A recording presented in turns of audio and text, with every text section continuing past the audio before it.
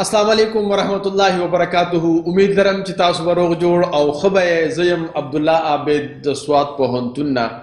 انشاءالله نن به مونږ د ډیو رمزي د کتاب د ټوټل منی میک اوور خلاصه بیانو او د خلاصې عنوان دی معاشي ازادي به مونږ څنګه حاصلو. که چېرې تاسو واقعي معاشي ازادۍ باندې ځان پوهه کول غواړئ او حاصلول غواړئ نو د دې ویډیو مکمل کتل به تاسو دپاره ضروري وي. زمونږ په معاشره کې اکثر خلک د معاشي مسلو ښکار وي او هغوی د دې معاشي مسلو ذمہوار نور خلک ګرځي، لکه د مثال په توګه مور پلار، ګرانی، حکومت، رشتہ دار، معاشره وغیره وغیره. زما دا خیال دی اگر چې لږ غوندې قصور د مور پلار، د حکومت، د ګرانۍ، رشتہ دارو او د معاشرې به هم وي، خو ګوره دا یو خبره یاد ساتئ چې د دې معاشي مسلو زیات تر تعلق زموږ د خپلو ذمہوارو سره دی او تاسو یقینا ما سره اختلاف هم کولی شئ، لیکن ما په خپل 14 کاله د ټریننګ او د کنسلټنسي په دې فیلډ کې چې څونه هم معاشي طور باندې مستحکم او مضبوط خلک لیدلی دي نو هغه فاینانشل لیټریټ وي، یعنی معاشي طور باندې هغه خوانده وي. اوس سوال په ذهن کې دا راځي چې فاینانشل لیټریسي یا معاشي خواندگی څه ته وایي؟ نو په ساده الفاظو کې موږ داسې ویلی شو چې د حلال پیسې ګټل هنر او بیا هغه پیسه په صحیح طریقې سره د خرج کولو هنر او بیا په هغه پیسو کې د بچت هنر او بیا هغه بچت په صحیح ځای کې د انویسټ کولو شعور او هنر ته فاینانشل لیټریسي وایي او دې ته په انګریزي کې منی مینجمنٹ سکل هم ویلی شي. وګوره دا یو خبره یاد ساتئ چې د فاینانشل لیټریسي تعلق د سکول، کالج او یونیورسټي تعلیم سره بالکل نه دی. دا عین ممکنه ده چې کله کله به یو سړی انګوټه چاپ وي او هغه به د سکول په خوا هم نه تیر شوی خو ولې هغه به فاینانشل لیټریټ وي او همدغه وجه ده چې اکثر تعلیم یافته ملازمت پیشه خلک معاشي مسلو ښکار ډیر وي په نسبت د فاینانشل لیټریټ خلکو. ولې چې تعلیم یافته خلکو خو د پیسو ګټلو چل زده کړي وي خو په صحیح طریقې سره د خرج کولو او په لانګ ټرم انویسټمنټ یعنی د کاروبار کې د لګولو چل هغوی له بالکل نه ورځي او همدغه وجه ده چې د هغوی نه کم تعلیم یافته خلک بلکې کله کله انپړ خلک د هغوی نه ډېرې پیسې ګټي او پیسې ډېر ښه منیج کولی شي. ولې چې هغوی فاینانشل لیټریټ وي یعنی معاشي طور باندې هغوی خوانده وي اگر چې هغوی سره ډیګري نه وي. په دې موضوع باندې ټول نه مشهور کتاب د امریکې یو لیکوال رابرټ ټي کیوساکي لیکلی دی چې د ریچ ډیډ پور ډیډ په نوم باندې یادیږي او د هغې ترجمه هم په اردو کې شوې ده، امیر باپ غریب باپ په نوم باندې په مارکیټ کې اویلیبل ده. د ریچ ډیډ پور ډیډ کتاب خلاصه مختصر طور باندې موږ داسې کولی شو چې اکثر خلک بچو ته وایي چې بچې ډیر سبق وایا چې ډیرې نمبرې والې نو غټ نوکر بشي او بعضې خلک خپل بچو ته دارنګې وایي چې بچې ډیر سبق وایا ځان ښه پوهه کا چې غټ بزنس وي. نو همدغه وجه ده چې د لومبي قسم خلک بچې ډیر تعلیم وکړي، غټې غټې نمبرې والي او پی ایچ ډي وکړي او بیا عمر له نوکري یعنی غلامي کوي او د دویم قسم خلکو بچي سبق ووایي، ځان ښه پوهه کړي او یو غټ کاروبار شروع کړي او په معاشي طور باندې آزاد او مستحکم ژوند تیروي. بلکې ډیر غټو غټو تعلیمونو والا بیا اکثر د هغوی نوکران وي. که چېرې تاسو هم معاشي طور باندې ازادي غواړئ نو د دې کتاب خلاصه ضرور وګورئ او دې نه علاوه موږ د هرې هفتې په ورځ باندې 6 بجې د یو کتاب خلاصه په اردو او پښتو په دواړو ژبو کې په یوټیوب چینل باندې اپلوډ کوو نو تاسو یې په خپله هم ګورئ او نور ملګرو سره هم شریک کوئ. که چېرې تاسو کتابونه لوستل غواړئ او تاسو سره وخت نه وي یا په انګریزي او اردو ژبه باندې نشئ لوستی نو تاسو د هفتې په ورځ باندې زموږ یوټیوب چینل باندې د یو کتاب خلاصه ضرور کتلی شئ. خدای پاک دې تاسو ته معاشي ازادي در نصیب کړي. نو راځئ چې اوس د دې کتاب خلاصه شروع کړو. کم خلک هم چې د معاشي مسلو ښکار وي نو هغه د یو څیز حاصلولو دپاره د بل څیز قرباني ضرور ورکوي. د مثال په توګه باندې کو د هغې زړه غواړي چې زه په بچو باندې ښه تعلیم وکم او په ښه ادارو ته یې ولېږم نو د معاشي مسلو د وجې نه هغوی داسې نشي کولی. کو د هغوی زړه غواړي چې زه د خپل مور پلار علاج په ښه اسپتال کې وکم خو د معاشي مسلو د وجې نه هغوی بیا داسې نشي کولی. او کو چېرې هغوی زړه غواړي چې د مور پلار او د بچو او د ښځې له د سیر و تفریح دپاره بهر ملک ته چکر ورکم خو د معاشي مسلو د وجې نه هغوی داسې نشي کولی. یعنې معاشي مسلو د وجې نه هغوی د مور پلار په صحت د بچو د تعلیم و تربیت او د سیر و تفریح باندې کمپرومایز کوي یعنې قرباني ورکوي. او دا ځکه چې کله هغه د ښه تعلیم یا د والدینو دپاره د ښه صحت سوچ کوي نو د روزمره اخراجاتو بوج د هغې په ذهن کې راشي نو بیا د خپلو بچو په تعلیم و تربیت او د مور پلار په صحت باندې کمپرومایز کوي او د تنګستیا ژوند تیروي. اخر دا ولې زما په خیال دا ځکه چې هغې فاینانشل لیټریټ نه وي یعنې معاشي طور باندې خوانده نه وي. او خوږو کتونکو صرف دا نه بلکې داسې قسمه خلک د خپل ناخوښې نوکري هم کوي او پرېښودی هم نشي. پرېښودی یې ولې نشي؟ ځکه چې د میاشتې آمدن به بیا د کوم ځای نه راځي او هغوی به بیا خپلې خرچې د کوم ځای نه برابروي. دقه شانتې په بې زړه سره هغه خپل نوکري هم کوي چې د هغې د وجې نه د هغه کارکردګي هم خرابوي بلکې کله کله خو ذهني او جسماني د مرضونو هم ښکار شي. یو نقصان خو دا وشي چې یو اړخ ته د هغه صحت او د بچو تعلیم و تربیت خراب شي او بل اړخ ته چې په کومه اداره کې هغه کار کوي د هغه د پرفارمنس د خرابېدو د وجې نه د هغه ترقي هم نه کیږي او د ادارې هم وروسته رضا نقصان کیږي. نو آخر کې نتیجه دا راوځي چې نه په خپله ترقي کولی شي او نه چې په کومه اداره کې هغه کار کوي هغه اداره ترقي کولی شي. اداره به هغه ته بد ردي وایي او هغه اکثر ادارې ته بد ردي وایي او ژوند یې لالهانده تیریږي. نو خوږو کتونکو د دې معاشي مسلو حل کولو دپاره ډیورمزي دا کتاب لیکلی دی چې د هغې نوم دی د ټوټل منی میک اوور. د دې کتاب مصنف لیکي چې تاسو وارخطا کیږئ ما تاسو نه صرف خپل معاشي مسلې حل کولی شئ بلکې معاشي ازادي هم حاصلولی شئ او معاشي طور باندې ځان ښه مضبوطولی هم شئ. نو د معاشي ازادۍ نه د کتاب لیکونکي دا مطلب دی چې یو طرف ته نه صرف تاسو خپل روزمره ضروریات په اسانۍ سره پوره کولی شئ بلکې لږه موده پس که چېرې تاسو خپل کاروبار ته نه هم ځئ بیا به هم تاسو د آرام او د راحت زندگی تیرولی شئ. اوس په ذهن کې دا سوال راځي چې زه کاروبار له نظم یا نوکرۍ له نظم نو پیسې به د کوم اړخ نه راځي؟ نو خوږو کتونکو د دې آسان جواب دی او هغه دا چې ستاسو کاروبار به خودکاره شي یعنې اټومیټک به چلیږي او بیا به هغه خودکار کاروبار په خپله تاسو له پیسې ګټي او تاسو به د خپل ویژن او د مقصد مطابق زندگی تیروئ انشاءالله. لکه د مثال په توګه باندې تاسو KFC وګورئ، تاسو پیزا هټ وګورئ، تاسو میکډونلډ وګورئ، د هغې مالکان په بهر ملکونو کې ناست دي او زمونږ په وطن کې د هغې کاروبار ښه زبردست چلیږي. بس یو ځل یې محنت کړی دی اوس په خپله هم د ژوند نه مزې اخلي یا د یو مقصد لاندې ژوند تیری بلکې د هغې نسلونه به مزې کوي او اټومیټک د هغې د کاروبار نه به د هغې نسلونو ته او هغوی ته فایده رسیږي. نو کتاب لیکونکي مونږ ته په دې کتاب کې هغه ټول چلونه ښودلی دي چې د څه په ذریعې سره مونږ معاشي ازادي حاصلولی شو او انشاءالله العظیم هغه ټول ګورونه به زه تاسو ته یو په یو ښیمه. زما تاسو دا خواست دی چې پوره توجه سره د کتاب دا خلاصه ضرور وګورئ. اوس د دغې معاشي ازادۍ د ګور باندې خبرو کولو نه مخکې زما تاسو نه یو سوال دی او هغه سوال دا دی چې آیا تاسو غواړئ چې را روان 15 کالو کې ستاسو بزنس خودکاره شي او هغه په خپله تاسو د پیسې ګټي او تاسو یې صرف نگراني کوئ؟ نو که چېرې ستاسو جواب او وي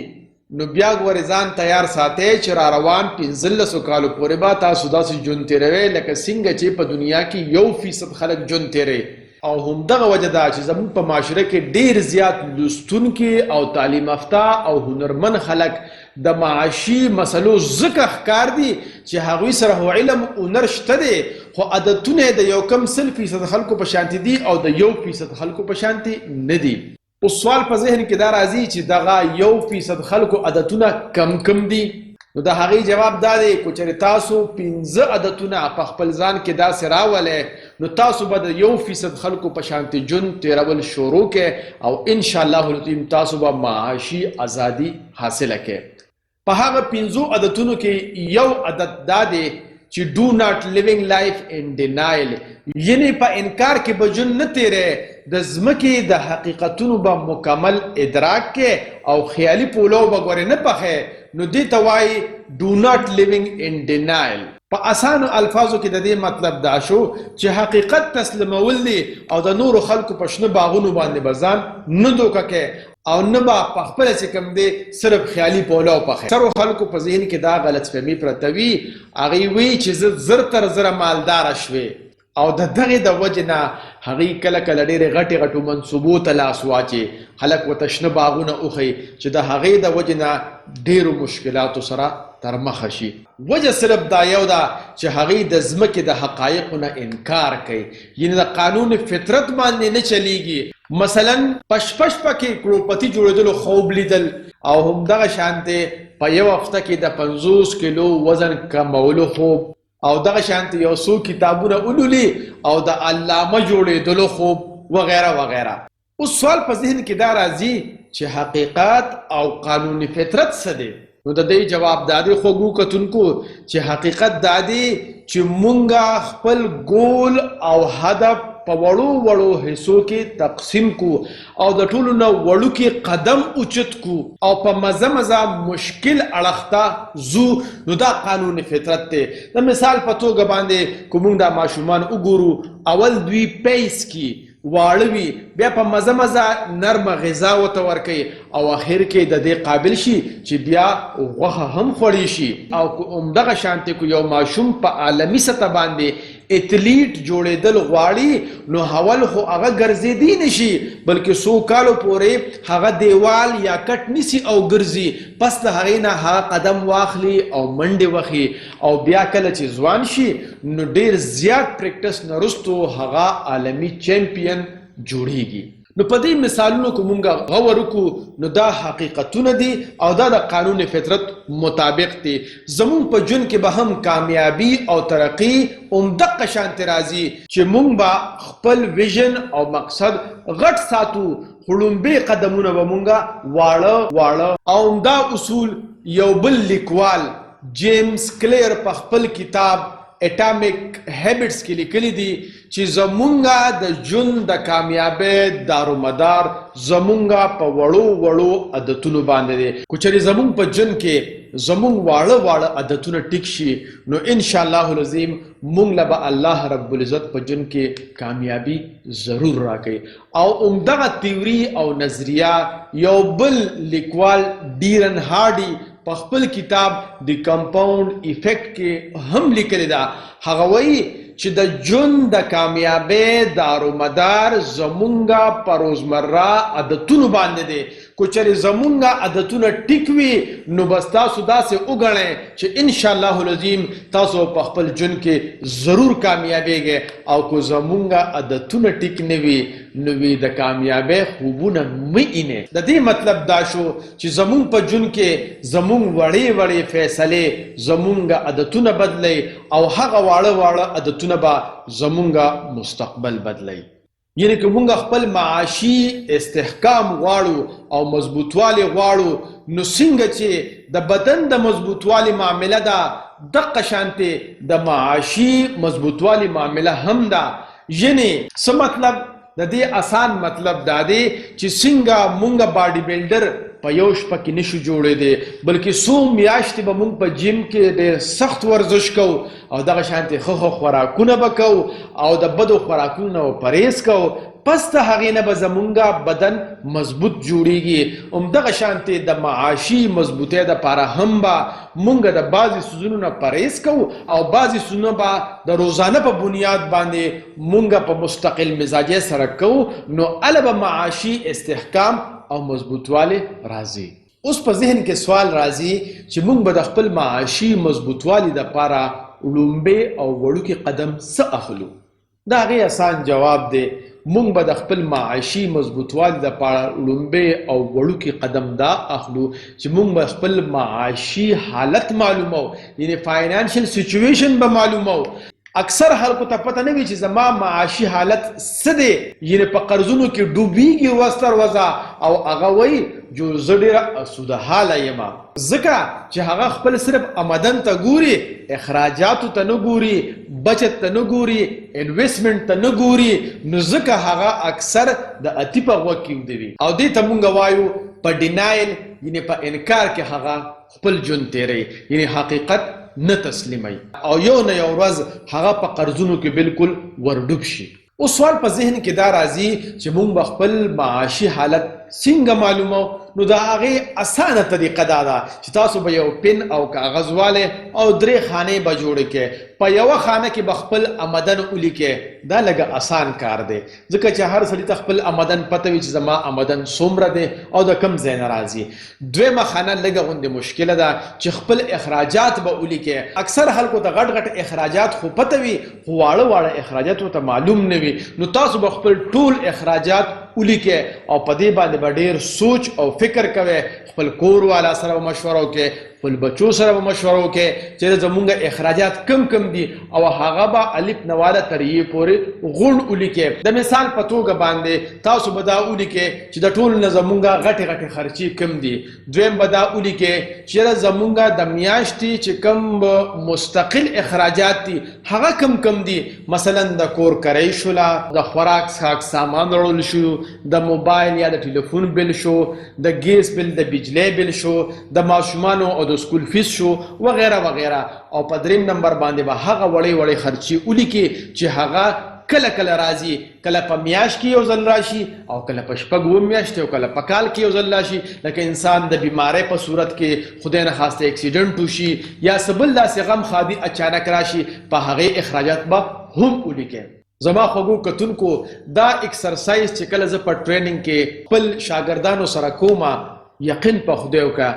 لږ وخت پس خو هغوی بالکل پریشانه شي چې موږ ته خو پته نه وه چې زموږ خرچې زموږ د آمدن نه سیوا دي. بیا هغوی په سوچ کې شي چې یاره دا خرچې څنګه سیوا دي او آمدن څنګه کم دی. نو چې کله بیا هغوی سوچ وکړي نو ډېر قرضې پکې راوځي چې هو زه خو د پلاني ځای نه قرض اخلم، د پلاني ځای نه قرض اخلم. د هغې قرضو د وجې نه اکثر زما اخراجات سیوا وي او په تیره خو کله چې اے ټي ایم د خلکو په لاس کې راغلی دی نو د هغې خلکو خرچې سیوا شوي دي په نسبت د هغې خلکو څوک چې چیک بک استعمالوي او اے ټي ایم نه استعمالوي. او تاسو په خپل ژوند کې به دا ډېر کتلی وي چې بازار ته لاړ شي او څه څیز ضرورت نه وي او چې ویني بس زر اے ټي ایم راوکاږي، ورشي اے ټي ایم نه پیسې راواخلي او دې دا اړو سوچ ونه کړي چې دا زما ضرورت دی او که نه دی او پیسې خرچ کړي او چې بیا میاشت کله 20 تاریخ ته ورسي نو بیا دی وایي چې هو دا 10 ورځې به څنګه تېرېږي او بیا ډېر پریشانه وي. خوږو کتونکو اوس مونږه لومبې عادت ښه په تفصیل سره بیان کړ چې هغه څه دی. تاسو لږ سوچ وکړئ بیا ماته ووایئ په کمنټس کې. هغه عادت دا دی چې مونږ به په ډینایل یعنې په انکار کې ژوند نه تیرو او د ژوند کې به حقیقت پسنده ژوند تیرو. د دې عادت ته مونږ وایو ډو ناٹ لیو ان ډینایل. اوس راځو دویم عادت ته. نو د معاشي استحکام دپاره دویم عادت چې کوم دی هغه ایمرجنسي فنډ قایمول دي، یعنې اسټبلیشمنټ اف ایمرجنسي فنډ. کو تاسو خیال کړي وي کله کله مونږ په ټریفک کې انخلو نو مونږ بیا لاین بدل کو او بل لاین ته وړو چې دغه لاین خو روان دي نو موږ هم پکې روان یو. چې لږ وخت تېر شي نو موږ هغه لاین کې هم انخلو، هغه لاین هم بند شي او دا لومبې لاین هم بند شي. دا ولې زما خوږو کتونکو؟ دا ځکه چې دلته یو قانون کار فرماوي او د هغه قانون لاندې دغه دویم لاین هم بند شي او هغه قانون ته موږ وایو مرفي لا، یعنی د مرفي قانون. او هغه قانون دا دی په اسانو الفاظو کې کم کار چې هم په غلطه طریقه وشي نتیجه به غلطه راوځي. د مثال په توګه باندې عبدالله نامي یو کس دی او هغه نن دا فیصله وکړه چې زه به د معاشي ازادي حاصلولو زبردست منصوبه جوړوم او زبردست محنت وکوما پارت ټایم جاب وکوما چې زیات نه زیات حلال پیسې وګټم چې بیا ځان له ایمرجنسي فند جوړ کوم سګوري چې پلانینګ یې جوړ کو او پارت ټایم کتلو د پاره روان دي چې خدای نه خاصه د هغه اکسیډنټ وشو چې اکسیډنټ وشو نو غریب ډیر زیات زخمی شو اگر چې د مرګ نه خو بچو خو ډاکټرانو ورته وویل چې 3 میاشتې به په کټ باندې تیرې غریب چې کم دی 3 میاشتې په کټ تیرولې نو بیا چې کم ځای کې نوکر و هغې وله تنخوا هم نه ورکوله ځکه چې دی خو بیمار و نو چې تنخوا نه راتلله او دی په کټ باندې پروت دی نو غریب ډیر زیات د مشکلاتو سره مخ شو کو تاسو سوچ کې دی وخت کې ټوله قصه مونږ په قسمت باندې ورواچو خو زما خیال دا دی چې دی کې صرف قسمت قصوروار نه دی بلکې مونږ خپل پلانینګ نه دی کړی مونږ هم قصوروار یو هغه څنګه مرګ پیلا دلته کو مونږ اپلای کو نو کو چېرې دی عبدالله ایمرجنسي فند جوړ کړی وي او هغه ایمرجنسي فند د 3 میاشتو یا د 6 میاشتو یا د کال لپاره جوړ کړی وي نو کو د اکسیډنټ شویم وي د 3 میاشتې په کټم پروت وي نو هغه ایمرجنسي فند نه بعد د کور اخراجات برابرېدل او دی په ټینشن او په قرضو کې نه راتلل نو مونږ دا وایو چې په غلط طریقې سره جون تیرولو د وجنه چې کله په مونږ باندې خدایي آفت راشي یا څه مصیبت راشي نو هغې کې زمونږ د منصوبه بندۍ د نشوالي د وجنه مونږ په ډبل مشکلاتو کې پروزو او اکثر بیا صرف او صرف ګیله د خدای پاک نه کو نو ځکه خو یو شاعر وایي په تدبیر چې د کوټې سورې بند نه کې دا تقدیر دی چې به دغه کوټه ساسي اوس کو تاسو لږ غوندې سوچو کې کو عبدالله د مخکې نه د 3 میاشتو فند جمع کړی وي نو چې دی 3 میاشتې په کټ باندې پروت وي نو دی به پریشانه و تاسو راته ووایئ او که لا بیا د 5-6 میاشتې یا د کال فند جمع کړی وي نو بیا به پریشانه و بیا به د خدای پاک نه ګیلې کوري بیا به د قسمت نه ګیلې کولې او که به یې نه کولې تاسو په خپله سوچو کې او فیصله هم په خپله وکړئ اوس زمونږ په ذهن کې دا یو سوال راځي چې زمونږ آمدني خو ډېره زیاته نه ده نو مونږ به ایمرجنسي فند څنګه جوړو نو د دې جواب دا دی چې جمرون یو امریکنی لیکوال دی چې په معاشي ازادۍ باندې هغه ډېر زیات کار کړی دی نو هغه وایي چې تاسو څونه هم ګټه کوئ هغه تاسو په 2 حصو کې تقسیم کې او یا فیصد نه خپل اخراجات چلوئ او دا 10% چې کوم دی تاسو بچت کوئ ضروري نه چې تاسو ګټه دی په لکونو کې وي لکه مثال په توګه باندې که 100 روپۍ تاسو آمدن وي نو دا 200 روپۍ تاسو په خپل اخراجاتو کې لګوئ او دا 10 روپۍ تاسو خپل ایمرجنسي فند کې جمع کوئ او زما ذاتی رائے دا ده خو چېرې فرض کا دغه 200 روپۍ باندې ستاسو روټۍ چې د شپې او ورځې نه برابرېږي نو زه به تاسو دا مشوره در کومه چې د 3 وختو په ځای باندې 2 وخته روټۍ خورئ د 2 وختو په ځای باندې 1 وخت روټۍ خورئ خو د ایمرجنسي فند ضرور به ضرور جمع کوئ ځکه خو چېرې تاسو داسې نه کوئ نو یو وخت به داسې راشي چې تاسو ته به کیدی شي د 1 وخت روټۍ هم نه میلاویږي او بیا به په قرضونو باندې یا به د خلکو نه سوال کوئ نو هغه ذلت برداشت کولو نه ښه دا ده چې مونږ د 3 وختو روټۍ په ځای باندې 1 وخت روټۍ جمع کو هغه په ایمرجنسي فند کې واچو او 2 وخته د خپله روټۍ خورو او دغه شانتې تاسو چې دا 10% کله جمع شي نو دا به بغیر سود انویسټمنټ سرټیفیکیټ په میزان بینکس کې هم ملاویږي او دې نه علاوه تاسو چې دغه جمع کې نو یو بل ځای کې هم انویسټ کولی شئ خو ګورئ په انویسټمنټ کې به تاسو ډېر زیات خیال ساتئ نو خلاصه دا شوه چې د معاشي ازادۍ حاصلولو دپاره به 2م عدد ایمرجنسي فند جوړولو عدد خپلول دي نو اوس راځو د معاشي ازادۍ حاصلولو دپاره 3م عدد چې کوم دی هغه دا دی چې په سود باندې قرضه هرګز نه دي اغوستل do not using debt snowball ډیورمزي لیکوال دا لیکي چې سود باندې قرضه داسې ده لکه د واورې چې غروي او د هغې نه یو ټوکړه را روانه شي نو څونه چې دا لاندې راځي نو دا ټوکړه غټیږي تر دې پورې چې ځمکې له راځي نو د دې نه یو غټ ګډ جوړ شوي نو دا کله چې هم په کم کور ورشي او په کم ځای ورشي نو بیا تباهي کوي. نو هغه وایي چې د سود د قرضو هم دغه مثال دی. خو چېرې مونږ تاسو په سود باندې قرضې اخلو نو دا ورځ تر ورځه سیوا کېږي او دا بیا دونه ډېرې زیاتې شي چې مونږ به خپل کور خرڅوو او مونږ به چې کوم دینو کله کله داسې څیزونه خرڅ کړو چې زمونږ او ستاسو ضمیر به نه مني او هغه قرضې به بیا برابرو. نو دریم عادت دا دی په سود باندې قرضې هرگز نه دي اخیستل. او هغه مخکې لیکي چې معاشي ازادي حاصلولو دپاره په دې مهم کې به ټول نه غټ دوست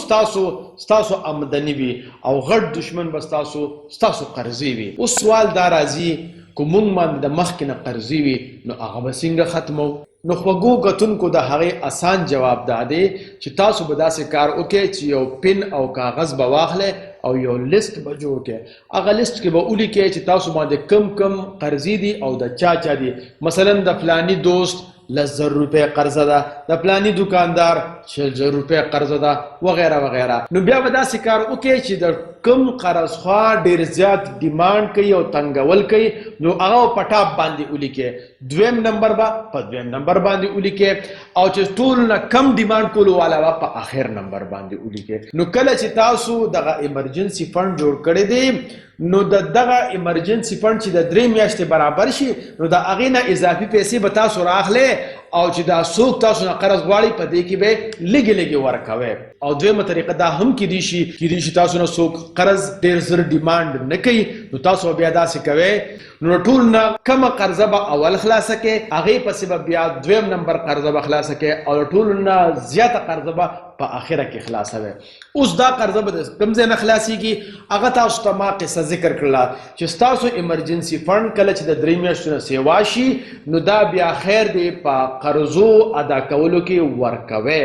او دریمه خبره دا ده چې تاسو به ګورئ د دې دپاره خپل آرام او راحت هم لږ قرباني کوئ. هغه به څنګه چې تاسو له خدای پاک کوم سکل او هنر درکړی دی د هغې نه به فایده اخلئ او په سیکنډ ټایم کې به کار شروع کې. مثال په توګه باندې څوک ټیوشن کولی شي یا آنلاین ټیچنګ کولی شي یا آنلاین څه بل څه کاروبار شروع کولی شي. نو په دغه طریقې باندې چې کم آمدن راځي نه هغه به ګورئ په جیب کې نه اچوئ، هغه به دغه قرضدارانو له ورکوئ. او دویمه طریقه دا هم کیدی شي چې تاسو کله ګرانې کپړې اخلئ یا هغه خوراکونه کوئ یو څو کاله په ځان باندې پابندي ولګئ چې زه به قیمتي کپړې نه اخلم او زه به ډېرې خرچې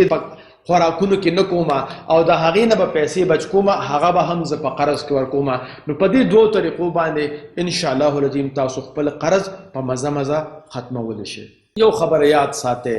وی کو غر لوړ دی خو په سر لار ده، کو قرض ډېر زیات هم وي خو چې تاسو لږ ورکول شروع کې یو نه یو ورځ به انشاءالله العظیم الله پاک ضرور ختموي. اوس راځو د معاشي استحکام او مضبوطوالي دپاره څلورم عادت څه شیز دی؟ څلورم عادت دا دی چې ایمرجنسي فنډ تاسو کوم جوړ کړی دی هغې کې لږه اضافه کول دي او زیاتوالی کول دي. بوسټ یور ایمرجنسي فنډ. کله هم چې تاسو خپلې قرضې ختمې کې نو بیا چې تاسو کوم ټیوشن کو یا آنلاین کاروبار هم کو یا کوم اخراجاتو نه تاسو پیسې بچ کړې وي نو هغه به دوباره لګوئ نه بلکې په ایمرجنسي فنډ کې به اچوئ چې ستاسو دا ایمرجنسي فنډ لږ نور هم سیوا شي. مثال په توګه باندې 6 میاشتو ته ورسي، کال ته ورسي. نو کله چې ستاسو ایمرجنسي فنډ کال ته ورسي نو د هغې نه وروستو به ستاسو د معاشي استحکام سفر شروع کیږي او گویا چې تاسو د معاشي استحکام په میدان کې خپه کېښوده. نو دغه ایمرجنسي فنډ چې څونه هم سیوا کیږي نو دا به تاسو راخلئ او په صحیح طریقې سره به د انویسټ کولو کوشش کوئ. اوس د انویسټمنټ طریقې کو چې تاسو نه درځي نو تاسو موږ نه په کمنټس کې هم تپوس کولی شئ او په واتس اپ باندې هم تاسو پوښتنې کولی شئ. اوس راځو پنځم عادت ته چې د معاشي استحکام دپاره پنځم عادت هغه کم دی. پنځم عادت دا دی چې د ریټایرمنټ تیاری کول او د ریټایرمنټ دپاره بچت کول. سیو فار یور ریټایرمنټ. وګورئ دا یو خبره یاد وساتئ چې د ریټایرمنټ مطلب دا نه دی چې زه به ریټایر شم نو بیا به خوبونه کومه نه د دې مطلب دا دی چې د شپېتو او د 50 کالو په ځای پکار دی چې په 40 او په 45 کالو په عمر کې زه ځان ریټایر کما، یعنې د خپل کار نه ځان اوزګار کم، د معاش د ګټلو نه ځان اوزګار کم